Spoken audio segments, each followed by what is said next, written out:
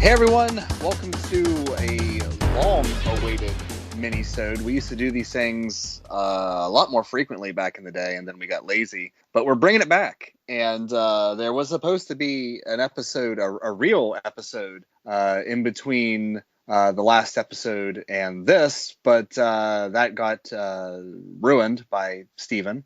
And so you get to hear Alex again. Hello. For the second episode in a row. We will be doing a minisode, if you haven't guessed by clicking on the thumbnail. We'll be doing a minisode on the very, very, very expensive Panzer Dragoon Saga, of which I own an actual copy, and Alex just pirated the hell out of it. But I bought a Japanese copy because I have some scruples. Well, I actually, because I was looking for a picture, like a thumbnail to put on the episode, and I saw the artwork for, was it Azel? Is that what they call it over there? Azel? Panzer Dragoon RPG Azel. Azel, yes.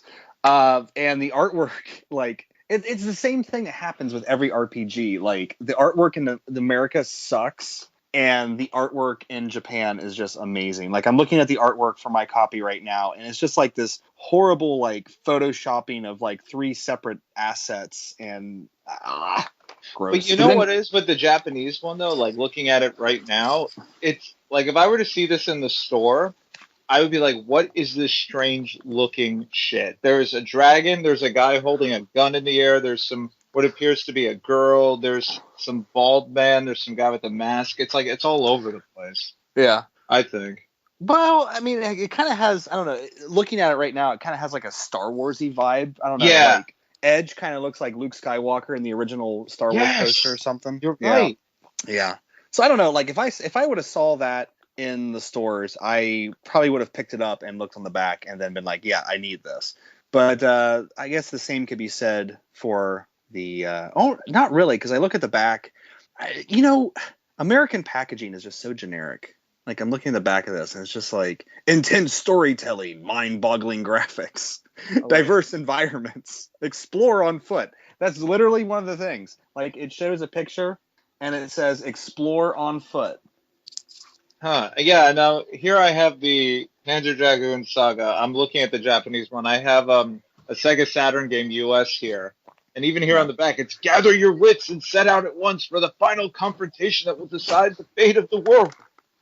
But it's just, it's just pictures in a very symmetric format and then a wall of text. Yeah. And like the Japanese one, I mean, it's really the same if you think about it. But in the background, I don't know if you've seen it, it has more artwork of Azel in the background, like, within the stone and everything else. And it's like hands-on. It's not that CG nonsense. Yeah, and that's what I'm kind of saying. Like, you always look at these very beautiful Japanese covers, and then they feel like they have to put the CG stuff on the cover of the American things. Be like, no, it's not like a 2D game. They have to really sell that 3D aspect. But anyway, we're getting way too wrapped up in the covers here because we need to get into talk about this game, because this is one of those games that, well, Alex, this was your first experience with it.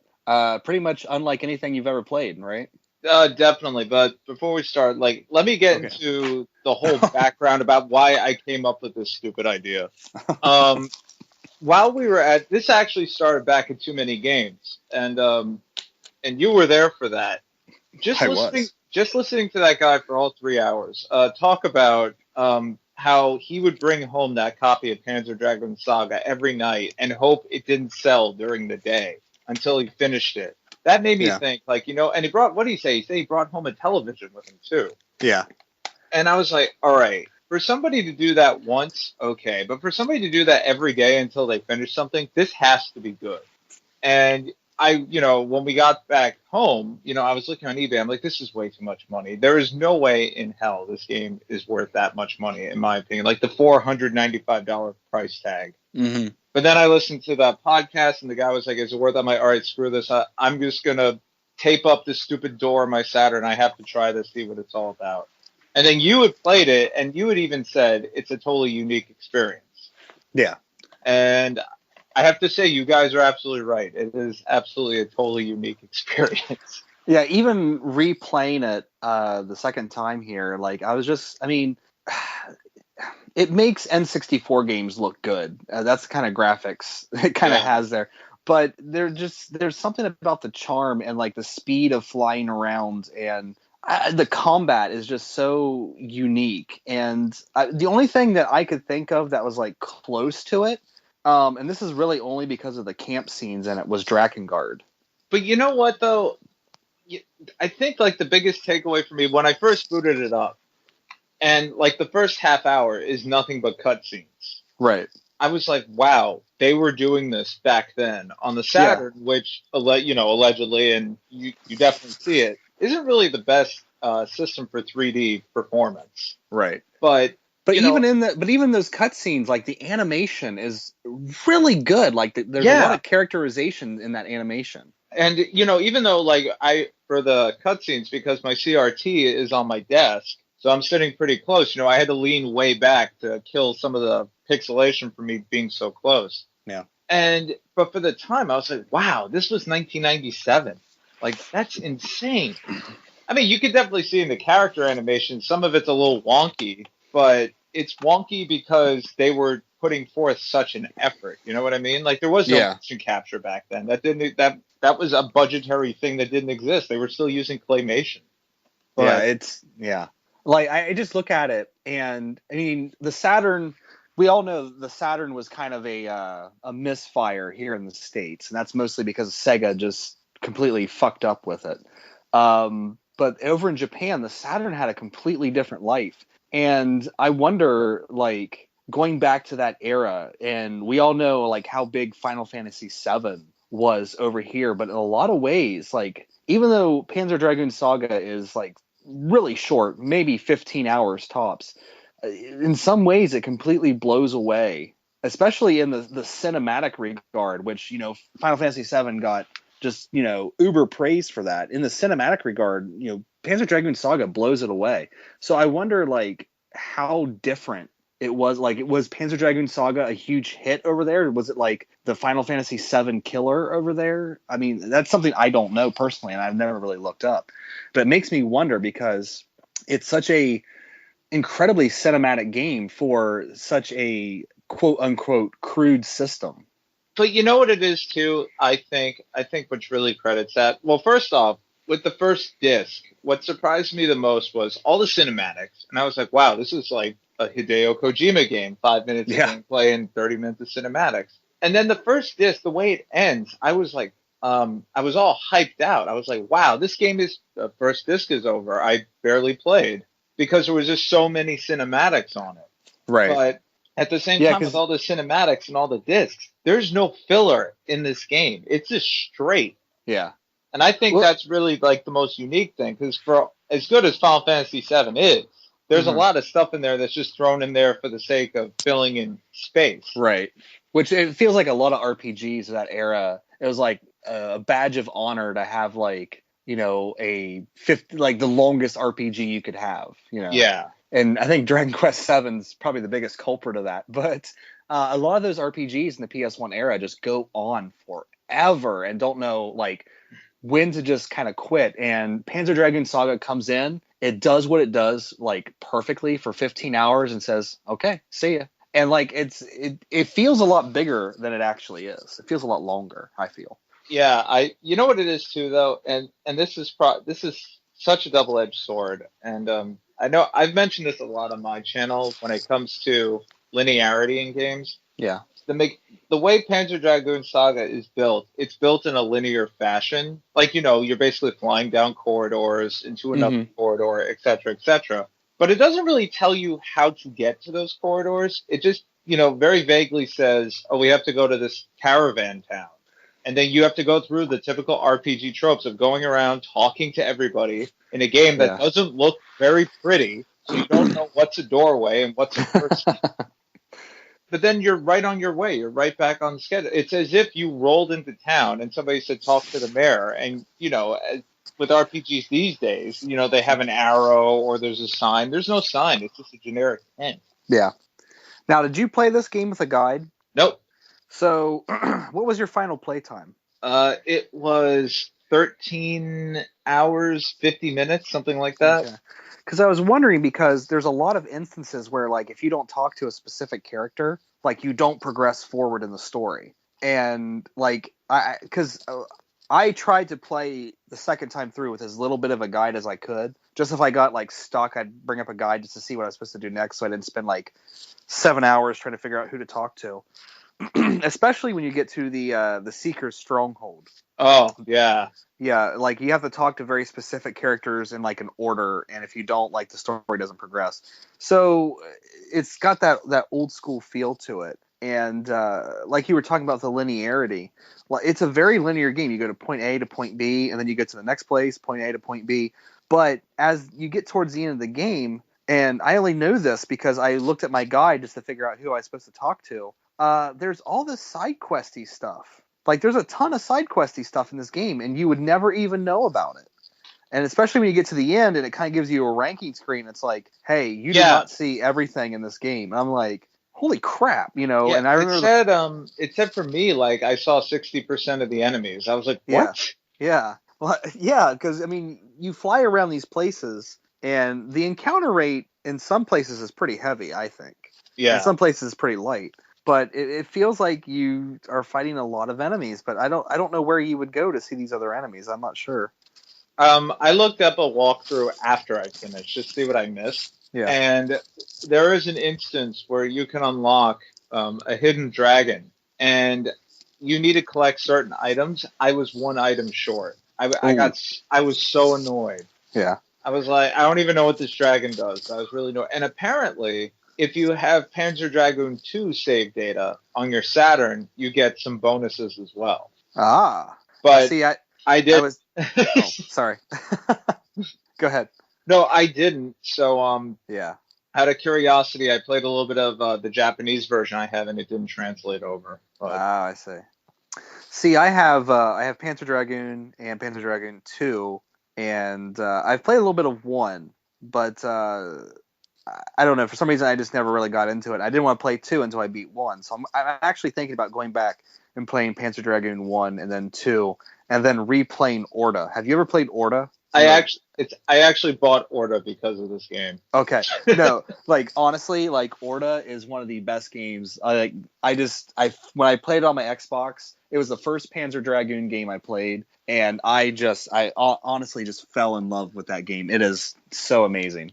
And there's a lot of lore in these games too. I mean, the ending to Saga, like, a lot of the cutscenes that they showed at the end is from 2 and 1. Yeah. So, huge reveal for me at that point, and then it got weird.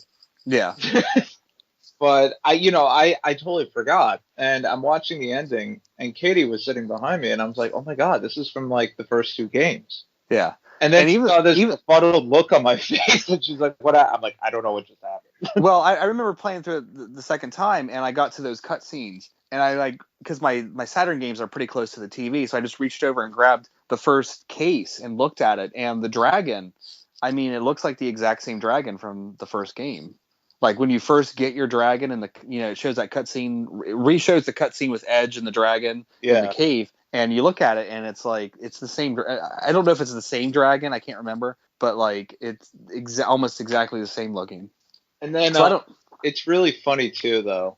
It's like games that you think, like, this game is 15 hours, as you said. The other games are rail shooters, but the lore is nuts. Yeah, yeah. Like, people talk about Dark Souls lore, and that's cool, but, like, if we're replaying Saga and seeing those cutscenes at the end, I'm like, there's got to be a really great story in those first games. And it kind of made me think back to Orta, and I really liked the story in Orta. And it really makes me want to go back and replay the first 2 games. Yeah, definitely. And I think Orta is the latest in the timeline, from what I read. Yeah. But I don't know what that timeline is, because with Panzer Dragoon 1, I played through it years ago when I had it originally as a kid. And then 2, I don't think I finished. But, now I have them again, and I have the Japanese versions. And I got the Japanese versions because I'm like, oh, they're rail shooters. What kind of story could there possibly be?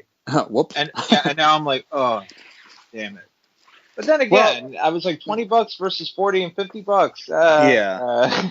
You could always just watch the cutscenes on YouTube. I mean, just play the game, and then when you get to a cutscene, just try to find it on YouTube or something. Yeah. If it's on there, who knows? God, Sega might, Yeah, somebody put a Shining Force logo in the corner. Or are they over that now? I don't remember. I don't know. But that's also kind of a sad thing, because like the rail shooters are really awesome. Panzer Dragoon Saga is really awesome. But again, we have not seen this series since the Xbox days. The original Xbox. Can't say Xbox One anymore. The original Xbox with Orta, and but there was a spiritual successor that was going to be on Xbox One though, right? It was like Crimson Dragon that came out, and apparently it's I don't know. I've heard it's littered with microtransactions. Oh, fantastic! And something about they tried to integrate Kinect into it. Yeah, I remember it being a Kinect game and thinking that could go either way. Because it is such a, I mean, even the rail shooters are kind of a weird, it's kind of weird how you can rotate around and do all that stuff. But I think probably like the biggest tragedy of the whole thing is the fact that, I don't want to say what Sega has become because they've done right by me and they are localizing Yakuza 5. I imagine Sony paid for it. Probably. But same thing with Shenmue 3.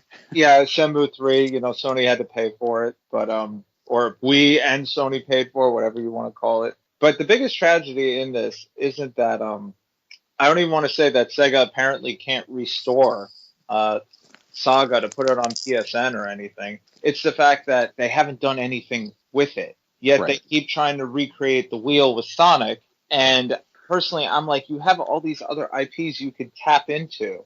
Yeah. Like Vector Man, Panzer Dragoon, what's another one? Sega Rally. They could do something with that again. And we did see that on the Xbox, and we did see that a little bit on the 360. But that's because when the Xbox was being created, they bought some of the technology that Sega engineered for the Dreamcast. So part of the agreement was they would make games exclusive for Xbox. So I think those were the ones they had to make. Yeah, that's interesting. So yeah, it's a weird thing how Nintendo is still going strong, but it's a weird how Sega and Nintendo are kind of doing the same thing. I mean, look at the Wii U and look at how many Mario-based games are on that system.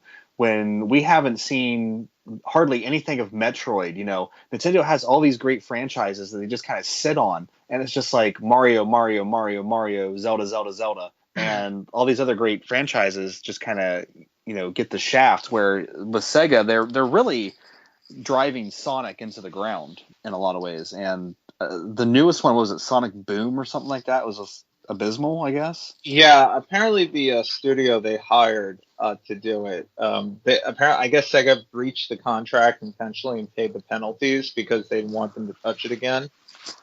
But with Nintendo, I think of Nintendo as Disney. They have a vault full of probably completed ideas and games. They just wait to release them when they need money. Yeah. Kind of like every year when Disney, well, now they don't need money, but back in the day when they needed money, we're re-releasing Aladdin on DVD. Yay! Money everywhere. From the vault. Get it before it goes back in. Yeah. Exactly. I remember that. That's how I see it. And it's like with Sega, I think they have a whole vault of gold, and they can't do anything with it. And I know you and I had this discussion. I don't know why they can't backwards engineer a copy of Panzer Dragoon Saga, burn it, and then just pull it apart and do something with it. Yeah, I don't. I mean, I know they're $400 some odd now, but I'm sure they confront that. maybe say confront it. I don't know anymore. Maybe once all the hipster kids buy Yakuza 5, which I need to pre-order probably. I'd pre-order that. You get a nice little theme. It's nice. The only thing that's keeping me from playing that series is the fact that I don't have 1 and 2, but I can watch a movie on 3. You guys said, yeah, okay. So maybe I'll give 3 a shot sometime. But we're not talking about Yakuza. The movies. Well, before we get back, because this is Yakuza. The movies, put aside an hour and a half, because that's how long it is. Okay. But anyway, is it worth tracking down a copy of those? They got better as time went on. Okay. Kind of like Panzer Dragoon Saga got better as time went on. Nice transition.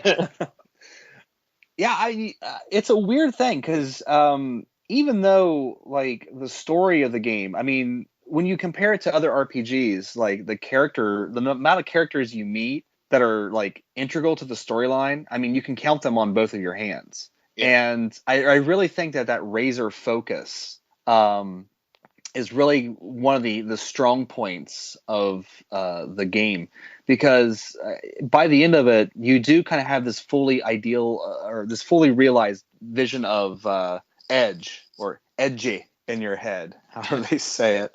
But even though like the which I'm going to put a spoiler warning on this, so feel free to talk about spoilers if you want to. The quote unquote love story between Edge and Azel. In some regards, it feels maybe a little rushed compared to modern storytelling in games. But at the same time, like when you get to the end of the game and Azel kind of says that she loves Edge, it kind of feels earned in a way, I guess. I don't know, because they focus so heavily on those two characters.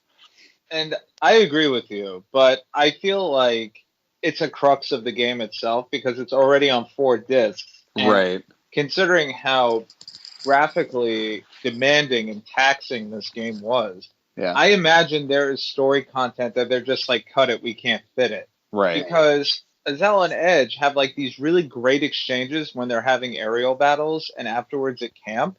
And then that cutscene at the end where, you know, she declares her love for him. It makes sense, but you're like, all right, what else happened? Right. Like, you know, it's like when you watch a movie and they release the uncut version and then certain lines make more sense. Yeah.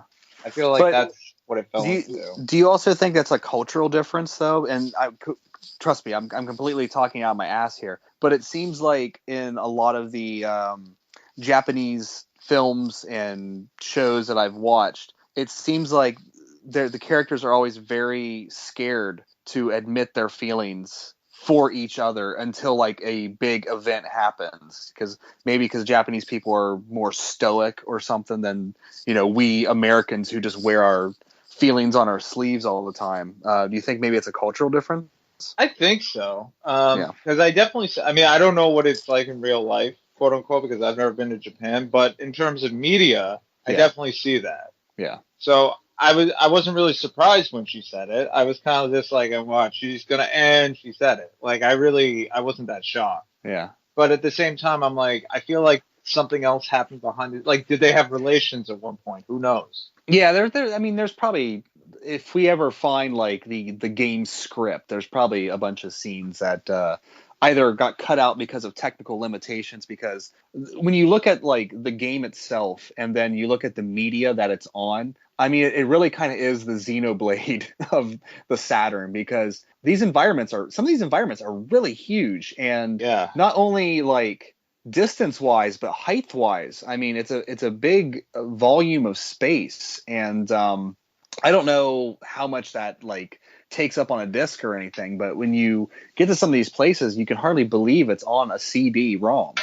Well, I could tell you right now, for the CDs I used to play this game, it is on a 700 megabyte CD. Mm-hmm. So figure almost a gig each disc. 4 gigs, pretty much, we'll say, is this game. Maybe a little bit less. Yeah. But for the time, I mean, today 4 gigs, you know, some games install is that. But for the time, that's ridiculous. Some games update is that.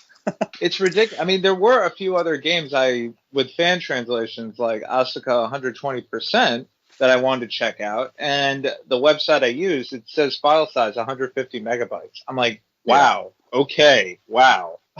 Well, that's like my e-boot of Final Fantasy VII on my PSP is only like maybe a gig and a half or something like that. Totally different media back then. That's the wacky thing. Yeah. And that's even in the case of this game, you know, some CD quality audio. Not all of it, obviously, but yeah. Well, that's the thing too we could talk about is the music. What did you think of that music the first time you got into the canyon there with the dragon? My personal favorite is the temple. I forgot the name of the temple, but I downloaded the soundtrack and I was playing it one day and I was just grinding out levels for my dragon. Mm-hmm. You really don't need to grind in this game. No. I did it anyway. Yeah. And I was talking to Sprites and Bytes on Skype while I was playing, and the TV's relatively close to my computer. And he's just like, "What are you playing?" No. Pause. Do it in the voice. Oi, what you playing? And I'm like, oh, I'm playing Panzer Dragoon Saga. He goes, right. What area? And I'm like, I forgot the name of the temple, but I'm like, this area. And then I'm like, why? And he's like, I gotta download that track. It is phenomenal. Yeah. There's just something about, as soon as I got to that section in the canyon when you first fly on your dragon, there's just something about those like tribal drums that I'm just like, oh my god, this is like the best music ever. And then like there are some weak tracks in the game, but for the most part, that soundtrack is pretty amazing. And you know what it is too, to go to your point too about the tribalness, when you look at the way the world looks now, like dystopian Earth, and it is definitely like evident that the world's kind of regressed despite the technology, it makes total sense. Right. Like, we have caravans and everything else, but at the same time we have airships. Yeah. Which ridiculous looking air. It looks like they just like they put a castle in the ground and then just somehow made the castle fly. Oh, like what was the name of that? Grig Orif or something like that, or Orif Grig or Grigier or something like that. Yeah. A massive floating island. I had like flashbacks of the floating island from Final Fantasy VI. Yeah. But that thing, I was like, just because of the way the battle system works, I was like, okay, this battle is technically like a puzzle. There is a certain way to do this so you don't get your ass handed to you. Yeah. That took me like 2 tries, I think, and then I finally figured it out. But yeah. The entire the entire design aesthetic of the game is, I don't even know how to describe it, because like you get to like the different airships and then you get to that speeder section, and even just like Azel's hair, like everything is just very like off, and I don't know quite how to describe it.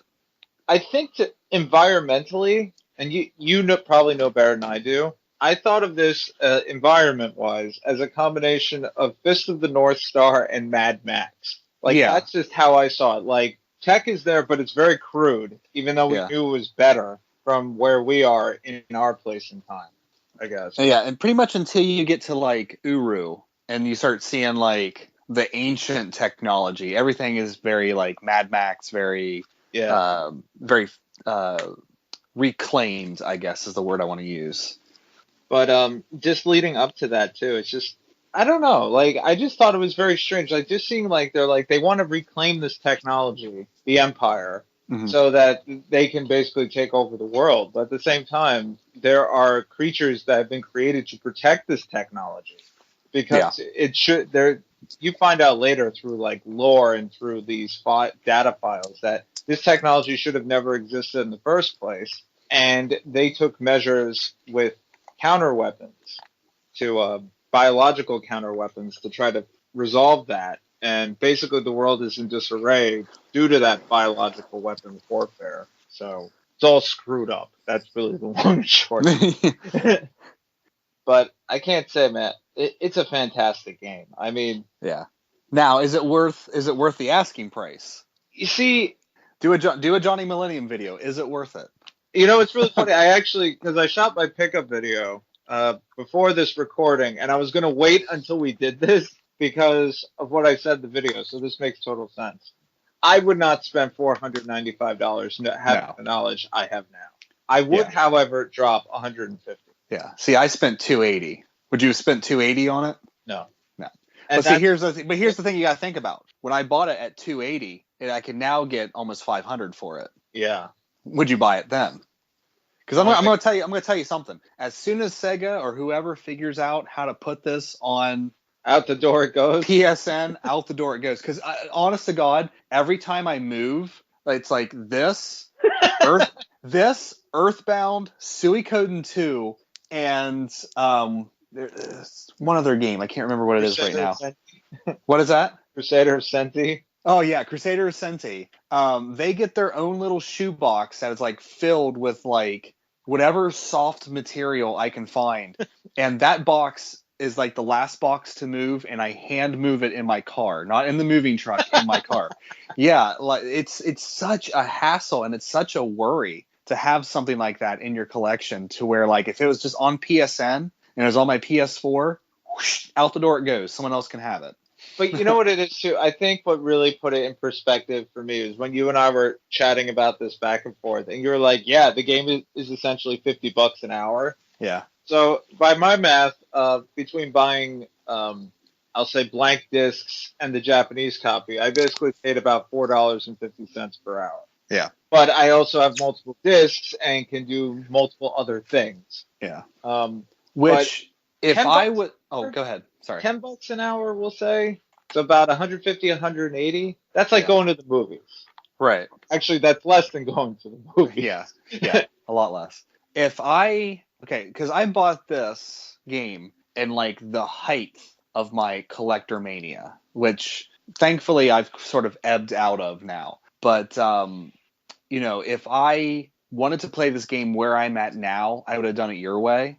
The thing that scared me so much back in the day is because when I bought my Saturn on eBay, I actually got a broken Saturn that the people sent to me. So then I had to haggle with the people to get my refund and then buy another Saturn. So like I was all about protecting my Saturn because I was like, I don't want to go through that hassle again. So when I read about the door trick, he's like, you could break the door, you could break the laser, all this stuff can go wrong. I was like, you know what? I'm very financially stable at the time. I'm just going to go ahead and plop down the money. I saved up the money for it. And I just plopped it down and got it. Where I'm at now as an almost 33-year-old adult, I would never spend that much money on one game. It almost makes me sick to think about the fact that I spent $280 on one game.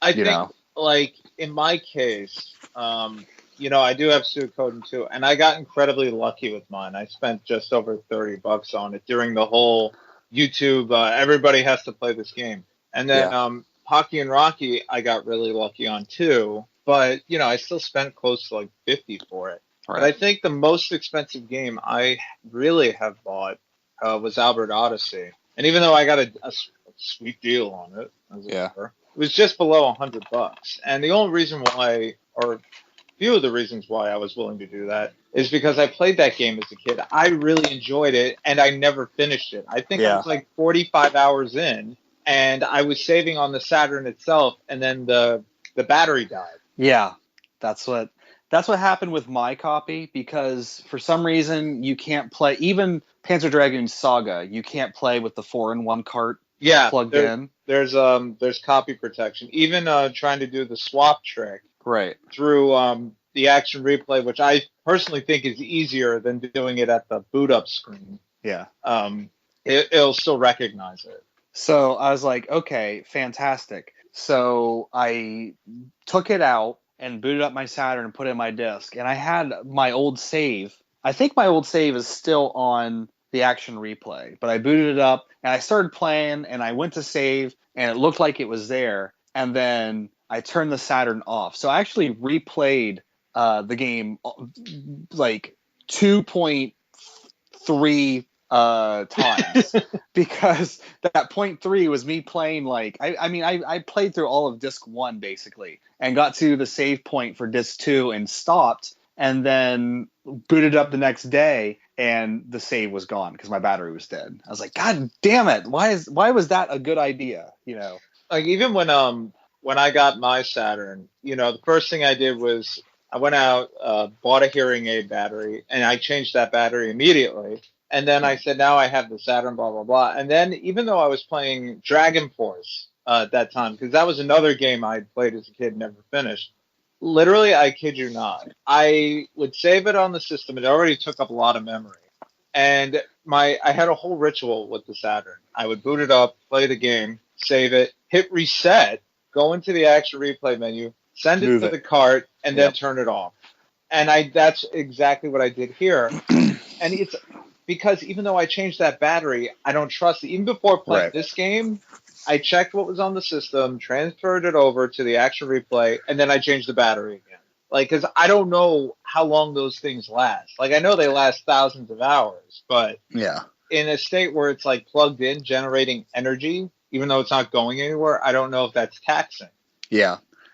See, that's the weird thing too, because like that battery that's in my Saturn is only maybe 3 years old, but meanwhile I got like Nintendo games that are battery backed up that are still saving, and they're like almost 20 years old. So I don't know like what the power drain difference. I'm assuming because the Saturn can hold more memory, it's probably more draining on the battery, but I'm just like, God damn, my Zelda can still save.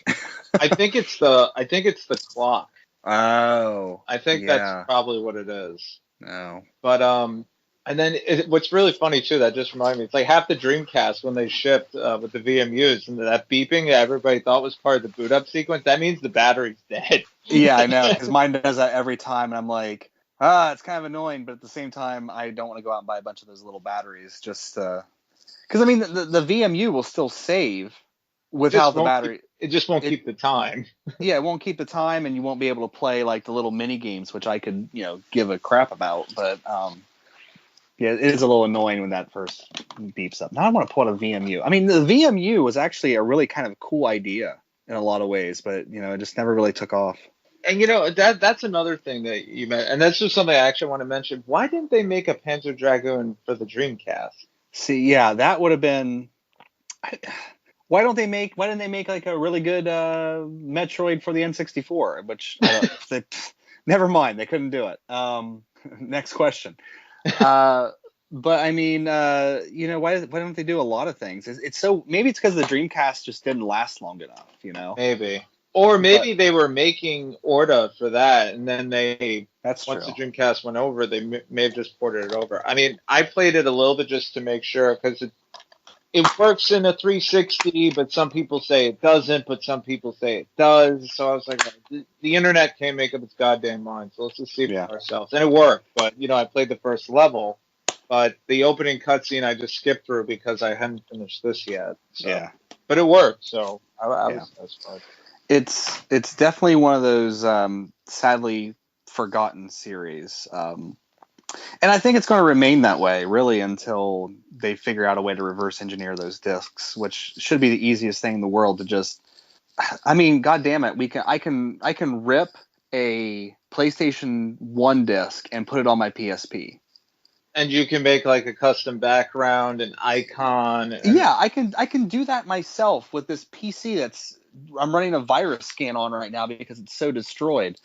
I mean, I can do that on this machine, and I don't understand why a company like Sega can't just rip. I mean, maybe they lost all of the Sega Saturn CD burners or something. I don't know, but they should be able to rip the discs and patch them all together and release it. It doesn't even have to be HD. I mean, no, it doesn't. I mean, they did it with Sonic the Fighters and of all things. And what was the other, I think Fighting Vipers. I don't know how. I'm not an engineer. I don't know how complicated it is. But considering people can do ROM hacks, people can do translation hacks at home with ISOs and all this other stuff, I don't see why they can't just extract it and transfer it over to another format. It may need debugging. Yeah. But that's to be expected. Well, that brings up the question, why hasn't anyone been able to make a decent Saturn emulator yet? That's the crazy thing. I know Steven was trying to get one, because remember, he wanted to play with us too. He's like, I give up. Yeah. I mean, I've downloaded several, and it's just ones that will, supposedly play like ISOs, and ones that will actually play a disc, and it's just like, it's impossible. And it's I think it's the only system that's like unemulatable, if that's even a word. And I think I read it's because of the way that the hardware, the Saturn was designed. Like there's like a lot of processors. There's like 2 processors or something like that, dual processing or something like that. And I personally tried PlayStation 2 emulation back on my old computer, which was pretty strong. And it suffered on a few games, actually. Heavy cutscenes, like Final Fantasy 12. When I was standing still, it looked great. But the second I started to move, because I had fraps up, the frame rate would immediately drop. Yeah. I haven't tried on my laptop because I have no need. But it was interesting to see. I was just like, wow, this is. I guess at the time, the PlayStation 2 they were still selling the games at GameStop, so it wasn't that far removed at that point. But Yeah. something as old as the Saturn, man, from the '90s, and it still hasn't been cracked. It does a lot, but that also brings. It probably says a lot about why it failed. Well, yeah, I guess, but to that point too, it's like the system has a lot of technical difficulties, and I don't know. Do you think the game had any technical difficulties?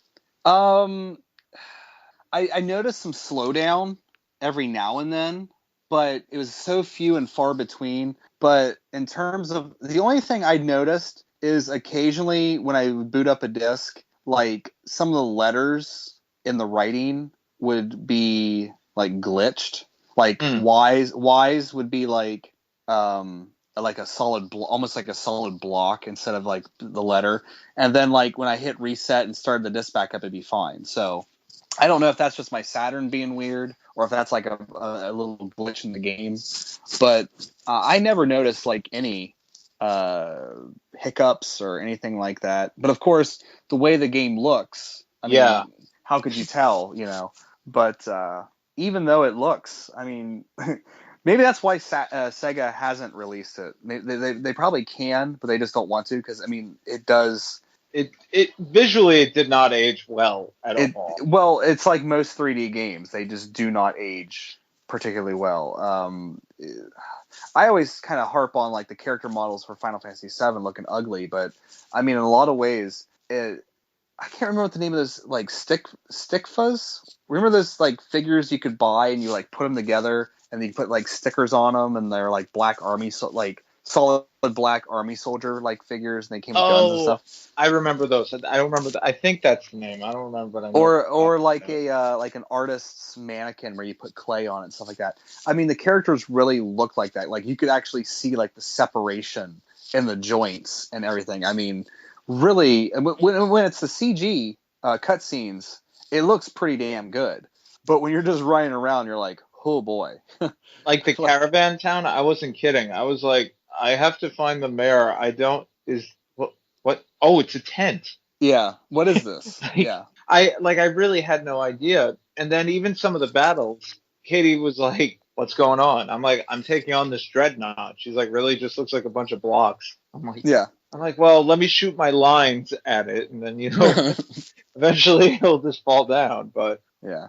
I mean, the graphics, I think personally for me were really the only weak point. I mean, I think Yeah. everything about it was strong, the music especially, but Yeah. the voice acting. I mean, I do not Yeah. speak Japanese myself, but recording quality wise, it sounded like they shoved a bunch of people in a closet and told them to read these lines, but they were convincing to me. Right. Yeah.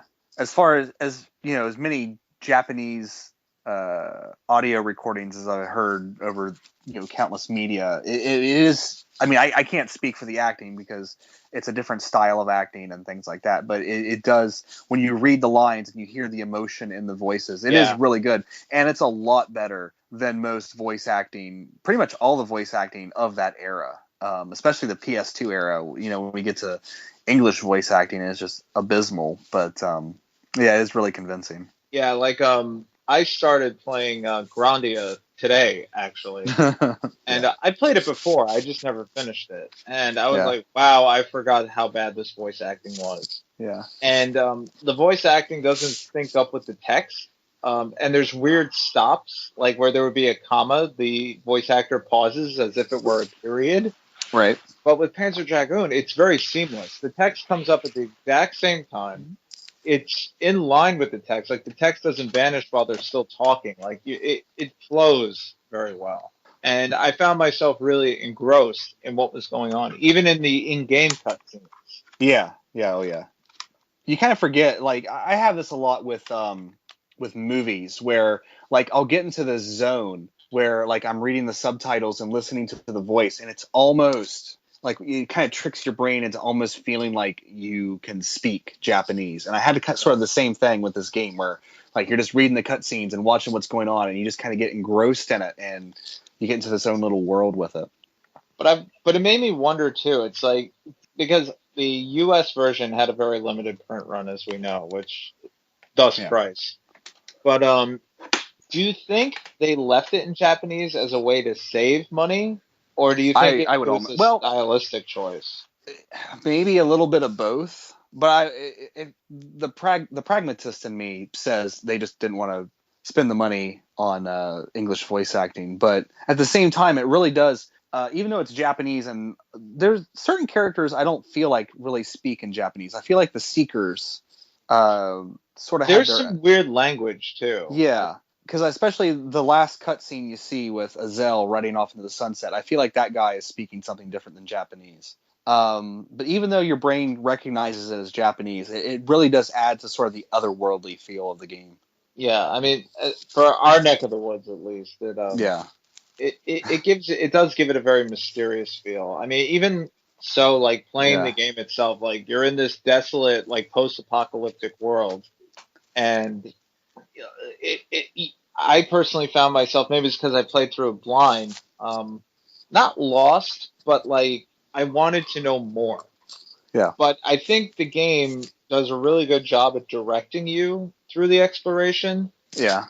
but it also is aware of its space. Like with the map, like have you noticed like when they're talking about where the Imperials are and they're approaching Uru and stuff, they actually appear on the map. Yeah. And But yeah, when you could bring up like the troop movements and stuff. yeah, Yeah. that I thought was really cool. And I mentioned this in my video, but I think probably the coolest thing is when I was at I forgot where I was specifically, but before you go, your seeker buddy is like, "Watch out, the Imperials are on the move. They're heading to your direction." So you're like, "Okay, whatever. Yeah, yeah, yeah, blah blah blah." And you go through the level, and then the boss are the Imperials. Yeah. Like, because they just rolled on in, and you see them roll on in, and Edge is like, "Great, I guess we have to fight." And it's totally aware of its space. Yeah. Yeah. It's I was actually because I'm getting really hyped up because Mad Max Fury Road's coming on Blu-ray here soon, and I was reading a review on it, and they talked about one of the frustrating but also amazing aspects of the movie, which is George Miller, the director and writer. He doesn't really like. There's no exposition on the way the world is. He just shows you the way the world is, and there's all these little details that every time you watch the movie you sort of pick up something different. And I feel like Panzer Dragoon Saga is kind of the same way. It doesn't waste time. It doesn't waste your time explaining things. It just shows it to you and expects you to kind of keep up with it and sort of form your own ideas on why the world has sort of turned this way. Now, for you, having replayed this for 2.3 times, did you get the same experience as the first time you played it, or did you discover something new this playthrough? I think the sense of maybe overall like just wonder that maybe like you like because I remember you talking in the chat like being about like just how like blown away you kind of were by the game. I think sort of that was kind of lost a little bit because I remembered a lot of things, but at the same time I was like playing it and like the sense of scale really impressed upon me this time. And like I said, the animation not only in the cutscenes but just with the in character models, just talking to characters. I mean, they do a lot of sort of what I feel like is superfluous motions, but that's what people would do in those conversations. And there's a lot of like for a short game, 13, 15 hours, something like that. You'd expect the story to just clip by at like this amazing pace, and it does. Don't get me wrong, it does, but it still has these weird little like quiet moments of introspection. And I mean, when Alex said like it's all killer, they don't waste a moment. I mean, that's the way the game is. I mean, everything is just extremely well done, and there's no wasted moment in the game. So that was sort of my takeaway from the second playthrough. That's interesting. I mean, I say it's interesting too because I mean, obviously, I would have expected the sense of wonder to be gone, Yeah. but I think like when I replayed, what was the game I replayed recently? When I replayed Persona 4, the Golden, I'd already played through it once before, and I absolutely loved that game. Now replaying through the Gold, new content aside, replaying it again, that sense of wonder for me was gone, but I felt like I was paying attention more.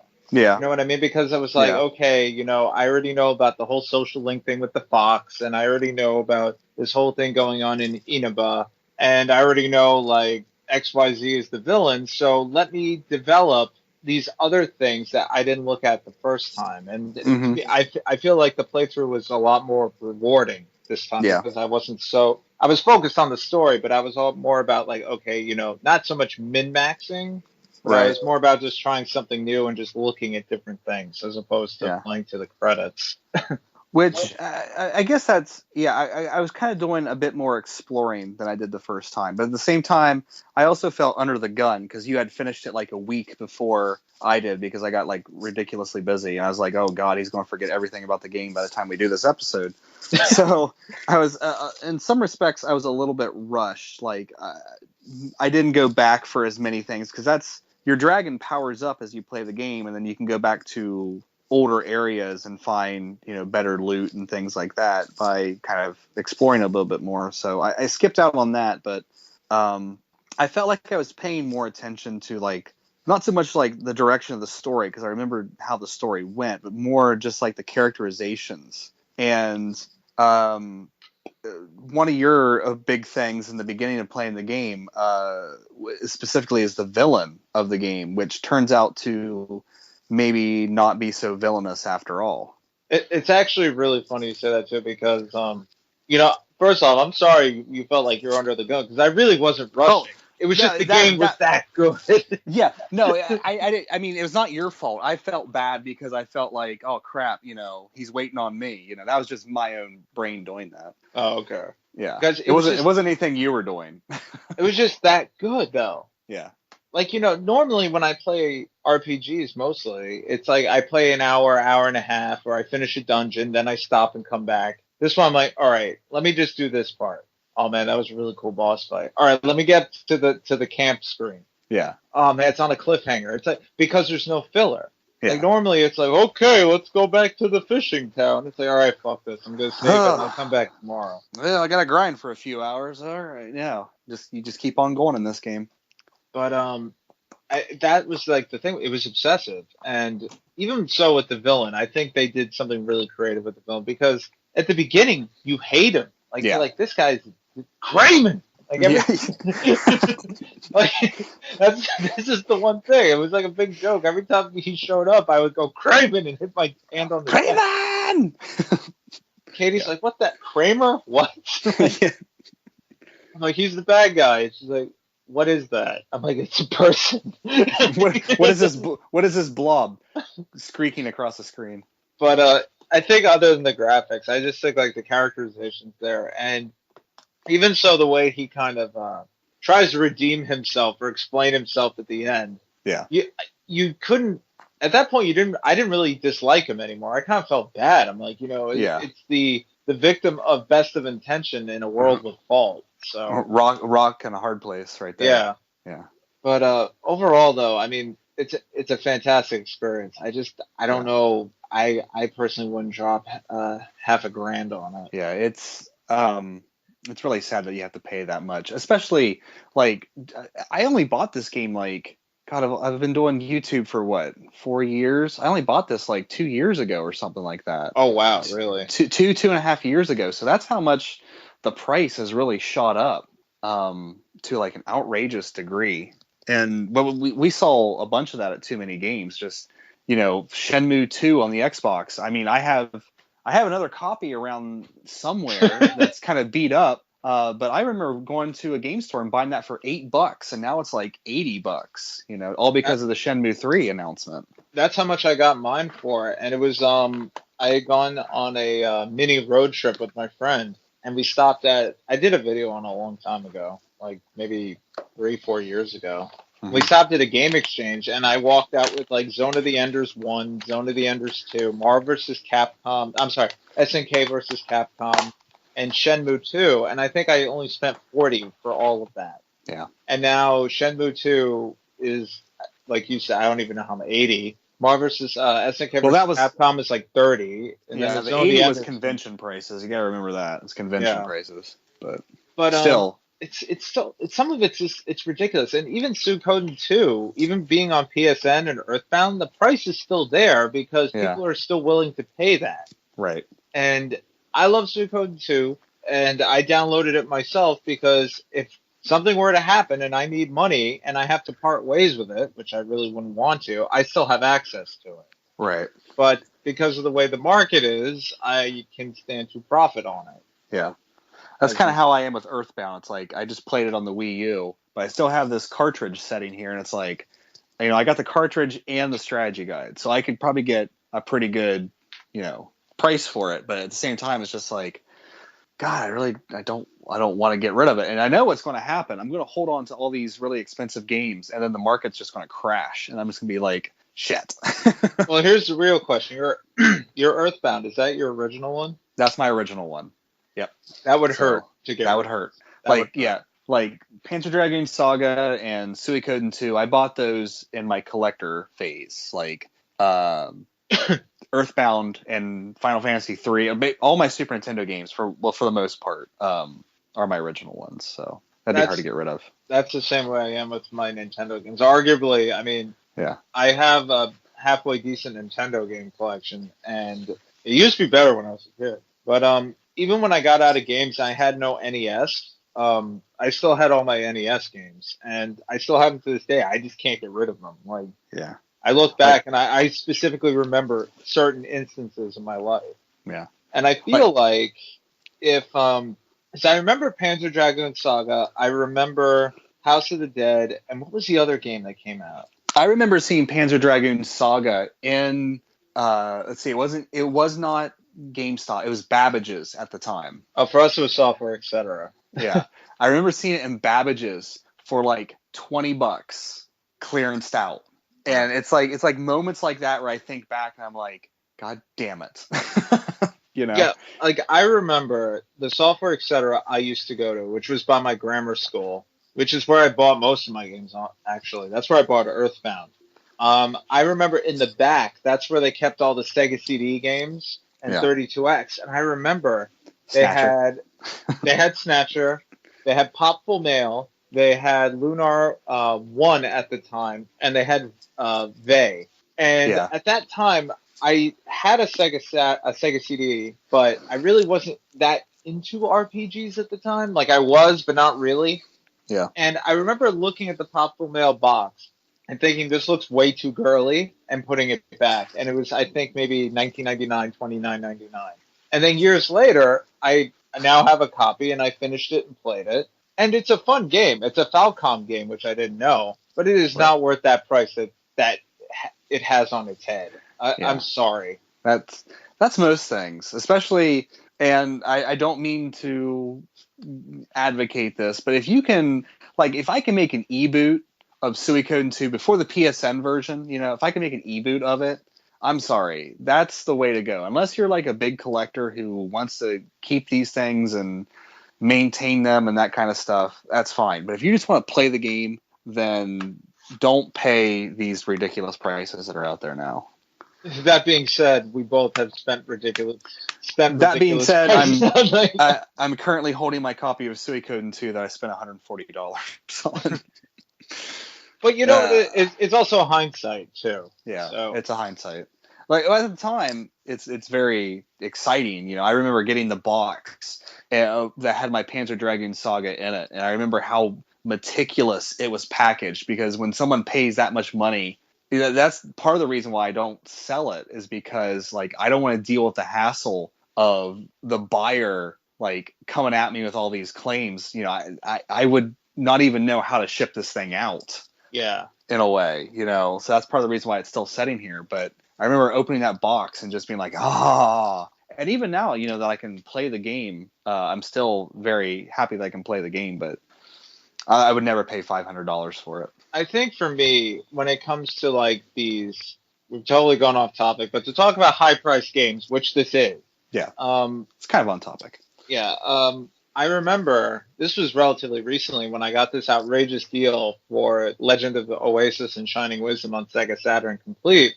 It was a ridiculous price. And, after I paid for it, the guy reached out to me. He goes, "Do you want to see pictures?" And I'm like, well, no, considering the price, I can only imagine what condition they're in. Mm-hmm. And he was like, well, because, these are relatively high demand games and, they're not in the best of shape. And I was like, all right, well, what's wrong with them? He's like, well, this one's a little bit scratched and the cases are shot. I'm like, that's fine. I can get different cases. I don't care about that. And sure enough, they came and they were pretty banged up, but he still packed them really well so that they wouldn't get any more damage. And they didn't have like the stupid styrofoam inside the case that people flip out about. Right. But he put so much bubble wrap in there that I thought the case was going to bust open. Like it was very meticulous for I think it was like $40 for the two of them, something like that. It was ridiculous. And then I had to go find some shitty sports games to replace the cases. But now, for what I spent, they're like new. Right. Now I'm actually looking at it. I still have some bubble wrap because the Saturn cases, and this should be mentioned, the Saturn Sega CD cases are absolute garbage. These are like the easiest cases in the world to break. So in my Panzer Dragoon Saga, I have a hefty amount of styrofoam to keep the manual kind of straight and hopefully, or not styrofoam, I mean bubble wrap, to hopefully keep the case from cracking at any point in time because they're literally the worst cases ever designed. But this is also why I prefer the Japanese games. Exactly. Because that. But actually, this reminds me. So in the way that I played Panzer Dragoon Saga, I do want to put this out there for some of you that may be entertaining this and now doing your Google searches. There are a few things you have to keep in mind with this procedure. As Dustin mentioned, he was very hesitant about doing the whole surgery on the system itself.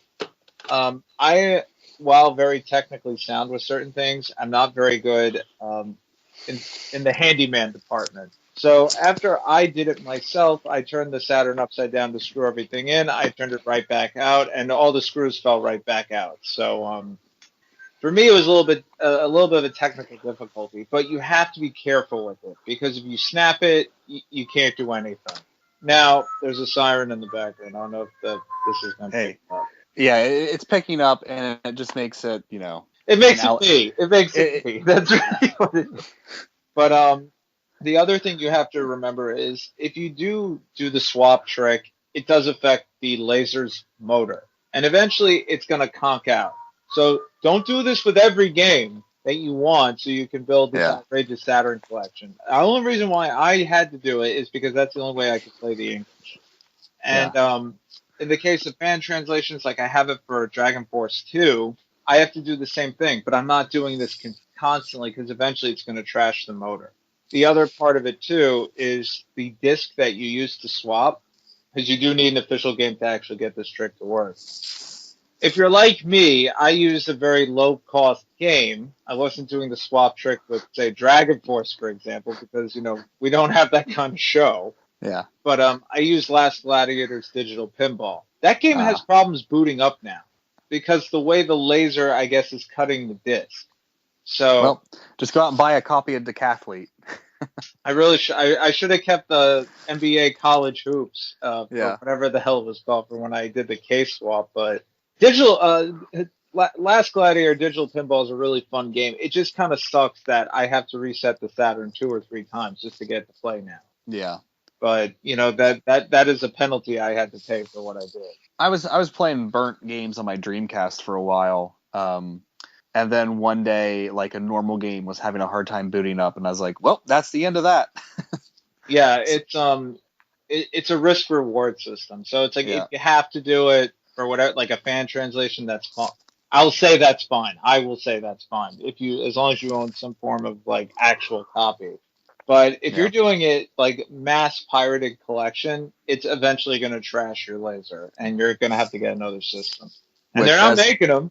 Yeah, I was going to say, as time goes on. I mean, there has been a time, like, while I was doing this, I'd even said, like, maybe I should buy a backup system just in case. But then I was like, it's like 60, 70, $100. It's like, I'll worry about it when the time comes. And then by then, they'll be $250. Because if I were ever to buy another Saturn, I'd buy a Japanese one. Me too. And I would action replay the American games. Yeah, exactly. Yeah.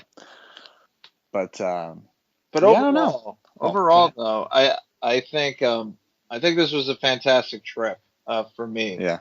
And it's really funny though how like I don't know. I just think it's like this game that that kid talked about for so long that kind of egged me on, and then you were like, "Oh, you should. It really is that good." And then it's like, "All right, screw it, we're gonna do it." Yeah. This game actually ties into so many things, though. Like outside of gaming, like it ties into the whole like economy of game collecting, the trials and tribulations, the extent people like me will go to just so they can experience these games, and like the tragedy that Sega can't seem to do anything about. So yeah, because they haven't even. I mean, other than they haven't put Panzer Dragoon or Panzer Dragoon 2 on anything, have no, they? and you would think, oh, maybe they lost that too. Who knows? Yeah, but they just don't care anymore. I think they're all about the what was it, Sonic Dash or whatever it is on the mobile. Yeah, I know they were all about the monkey ball for a while. Yeah, I don't know. It's a great game, I have to say. It goes a lot deeper than I thought. I thought it was just going to be a silly RPG rail shooter, and it turned out to be a lot more than that. Yeah. And then you don't feel like it was overhyped at all or anything? Honestly, no. And there are... Because not a lot of people talk about it. I mean, I don't really hear a lot of people talking about it. I don't think a lot of people have played it. Probably not. Yeah, that's probably true. But I think, like, I guess I'll use myself as an example because that's all I can really use. Suikoden 2, everybody was talking about it. I got a copy. I played through it, and it was worth every minute, and it lived up to every single expectation that was put into it. Yeah. Panzer Dragoon Saga lived up to every expectation that I had put into it. Terranigma did not. Really? I was actually kind of let down afterwards. Because I was thinking about throwing that one in sometime here soon. It's a great game, but if you were to say which of the Quintet trilogy, I'll say Illusion of Gaia all day. Really? Yeah, that's my pick. But Soul Blazer is fun, man. Yeah. It's dated, but it's super fun. Yeah. And then the other game that I think maybe was overhyped for me was oh man, what's it called? Give me a sec. I have to get the exact title. Where is it? There we go. It's a shooter on the Saturn. It is Sokyo Grentai Okatokyo or whatever it is. It's basically like a riff off of Radiant Silvergun. Yeah. That is better than Radiant Silvergun, I feel. But not so much better that I thought it was going to be, if that makes any sense. Yeah, like because I played Radiant Silvergun on my 360 because bullshit, I'm not paying those prices. I felt like Radiant Silvergun was really overhyped. Yeah, it's funny too though. It's like I like Ikaruga better. Ikaruga, I think, is a much better game. Yeah. But it's funny though because it's like if you put treasure in your left hand and cave in your right hand, I'll just go to cave. I won't even consider the treasure game. Yeah. But booting this up though, it's like I've never heard of this Team Andromeda since with only this game. I've never heard. I didn't even realize I was naming the team that made it. Did they do the first two games? I don't even know. I didn't bother to look it up. But back in these days, they don't put the developer's name on there, of course. Let me see if it's on. No, Smilebit did Orta. That's weird. Yeah, I don't know. Well, yeah, no. I mean, it lived up to every hype, every expectation I had. Terranigma didn't, but if you're gonna play it, man, don't take my opinion as don't play it. That game does. Oh yeah. It does a lot of stuff that will make you go, oh, so that's why it didn't come out in the States. Oh yeah. Well, just the nature of the storyline itself. Nintendo of America didn't really like anything religious themed in games, so yeah, I can see how that would go that way. But I mean, that's all I got. I don't know if you have anything else. I really don't have anything else. I'm really happy that you enjoyed it as much as you did. Like as soon as you started talking about how much you were like enjoying it, I was like, yes, because I was really worried that maybe I oversold it. And he's like, oh god, shit, he's gonna put it in there, and it's gonna be this ugly game that But I spent $28 on a bunch of lines shooting at blocks and circles. I had to go out and buy a bunch of CDRs. Are you kidding me? What is this? Do you know how hard it was for me to buy CDRs? No kidding. I was like, DVD, fuck Blu-ray.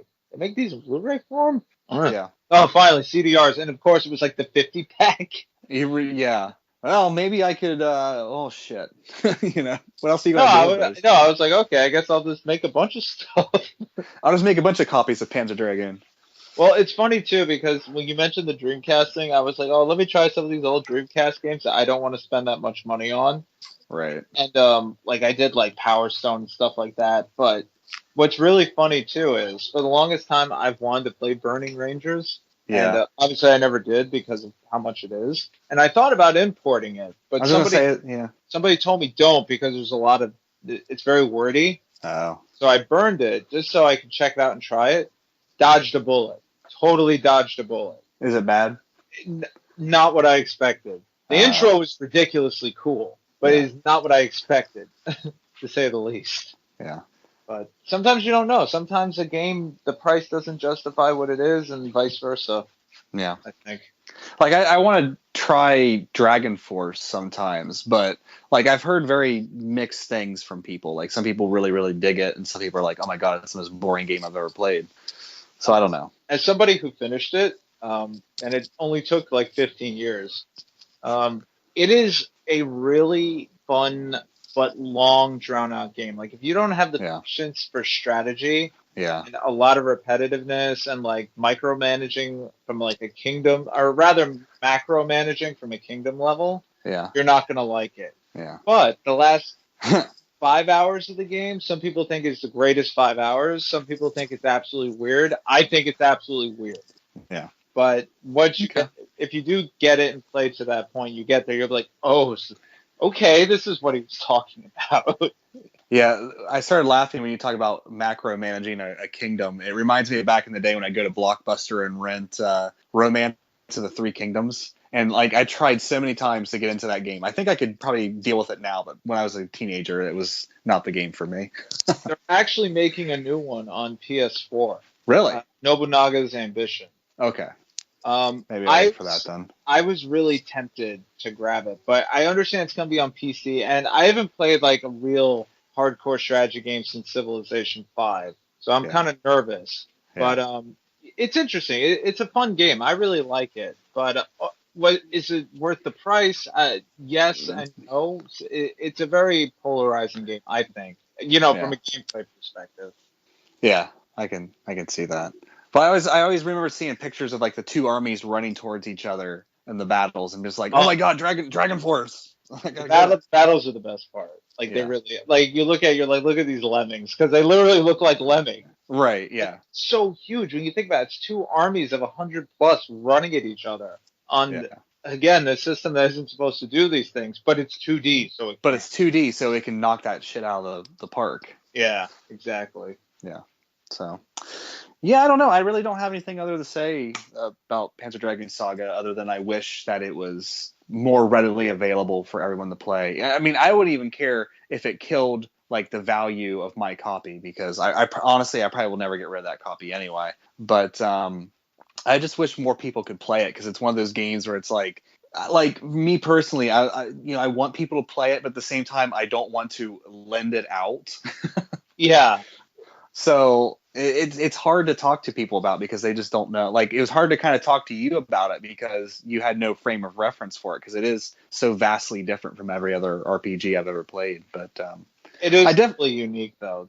I can't think of anything that has at all replicated what this game did. Yeah. I mean, post-apocalyptic, flying stuff with pirates and all that crap, but not this, not like Like I was saying earlier, like I would see like shades of it in the Drakengard games, but nothing even like close. It's like they just I don't know. Whenever I go to a camp scene in Panzer Dragoon Saga, I always think of Drakengard for some reason. Yeah, but the camp scenes in Drakengard 3 are hysterical, while the ones in Panzer Dragoon Saga are a little bit more heartfelt, depending. That's true. That is true.